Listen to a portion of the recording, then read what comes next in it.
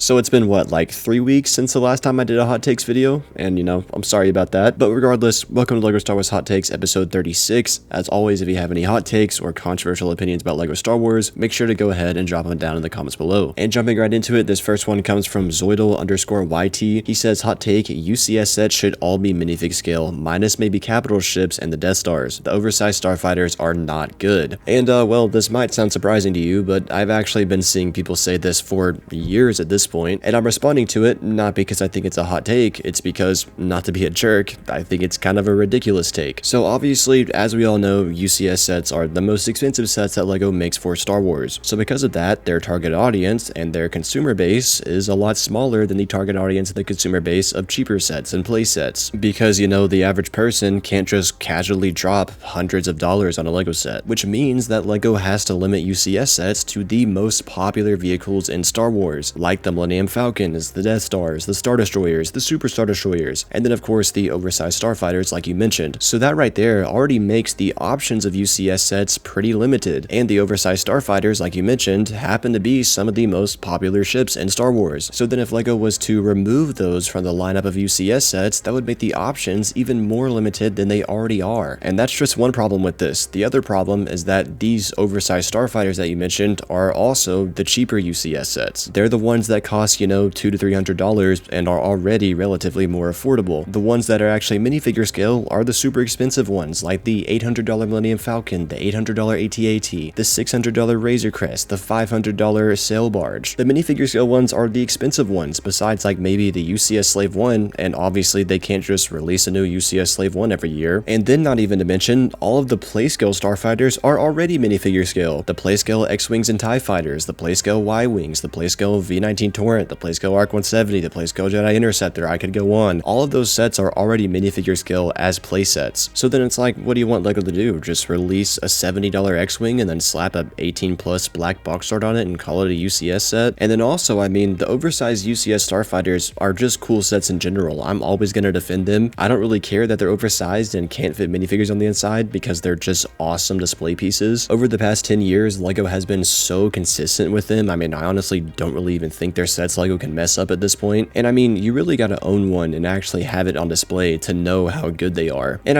if you're someone that does own one and you still don't like them, I guess that's your opinion, that's valid. But if you don't own one and you're hating on them, I just think that's kind of unreasonable. Like, don't knock it till you try it, So yeah, if LEGO removed these oversized UCS starfighters from the UCS set lineup, it would just cause so many more negative effects than people realize. Because again, it would limit the options of UCS sets, it would remove the cheap UCS sets, and if they actually made them minifigure scale and called them UCS sets, that would just be pointless because the play scale sets are already minifigure scale.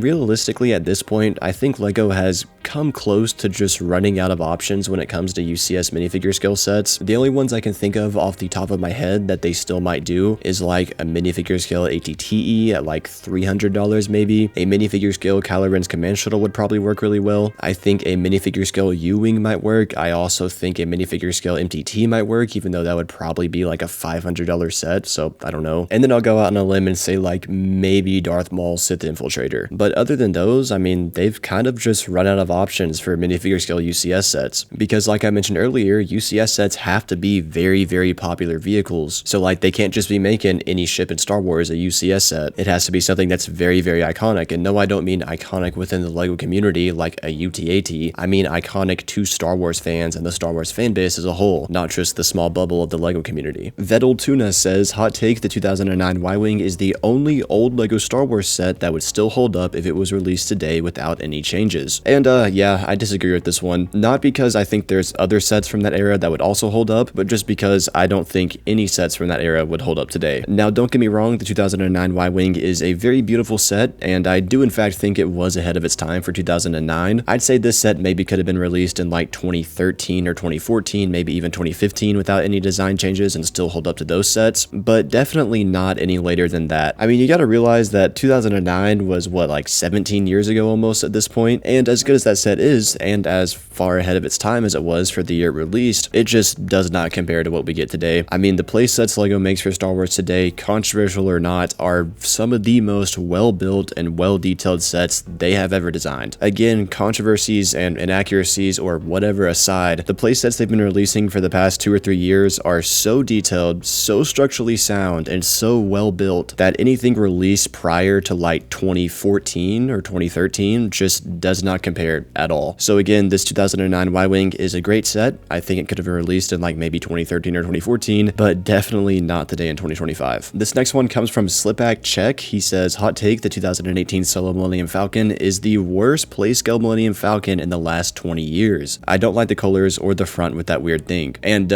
dude, like, I like that set a lot. I don't agree with you on this. I mean, is it even comparable to the other playscale Millennium Falcons? Like, obviously it's the same ship, but it's also so different. It's white and blue and like has a different shape because of the thing in the front that you mentioned. And I don't know, I just think it's cool and unique. I think it's an awesome set. I've always thought that. I say this all the time, but getting a LEGO Star Wars set that's colorful like this is always fun to me, because as we all know, LEGO Star Wars sets are gray for the most part. And I know this is kind of a cliche narrative, but it's true. And there's nothing wrong with that. I mean, a lot of the coolest LEGO Star Wars sets are gray, but still getting a massive playset like this that's blue and white and kind of stands out is just cool to me. ARC9366 says, hot take, the 2018 TIE Fighter is overrated and oversized. And well, first of all, I disagree. I think the 2018 TIE Fighter is easily the best TIE Fighter LEGO has released. However, speaking of it being oversized, I'm not sure how true this is, but I saw somebody online somewhere, maybe on like Instagram or in my Discord or something, figuring out the scaling of these playset TIE Fighters and seeing if they're actually minifigure scale or not. And they said that basically the new TIE Fighters that are smaller than what we're used to are slightly under minifigure scale, and the oversized TIE Fighters like this 2008 one are slightly over minifigure scale. So basically what it came down to is kind of just pick your poison, one that's slightly oversized or one that's slightly undersized. However, the difference is that the slightly oversized ones have proper proportions and definitely look more appealing when it comes to the shaping compared to the undersized ones. So even though one is slightly oversized and one is slightly undersized, the slightly oversized ones have the added plus of having proper proportions. So because of that, I'm just always going to pick the 2018 TIE Fighter as the best ever made. This last one here comes from Count of Everybody OD. He says, here's a hot take, if 4+ sets were appropriately priced, we'd think they were a goated line. The builds are simple as they should be, but we often get great/important characters plus pieces in them. If the MSRP wasn't essentially predatory, I wouldn't sneeze at a 4+ collection. And I could be wrong, but I don't think this is true. I mean, what you said about the minifigures, it's like, what minifigures are we getting in these sets that aren't available in other sets? I guess like in 2022, we got that Scout Trooper and the Ewok, which were cool minifigures, I guess. And then we got those 2 Young Jedi Adventure sets, which had exclusive characters in them. But like, I don't think the average collector is really dying to get their hands on these characters. So other than maybe those 2 sets as exceptions, these 4+ sets really aren't including anything new. I mean, it's just like another Mandalorian and another Grogu, or just like, you know, another X-Wing pilot or another TIE Fighter pilot. Figures that are in a lot of sets and are very easy to get your hands on. So yeah, again, I could be wrong, but I personally don't think if they were cheaper, they'd be loved by fans. I think people just think they're lame sets. Anyways though guys, that's gonna do it for this episode. As always, if you have any controversial opinions or hot takes about LEGO Star Wars, make sure to go ahead and drop them down in the comments below. If you're new, please consider subscribing, and if you want to check out more of my videos, you should see them on the screen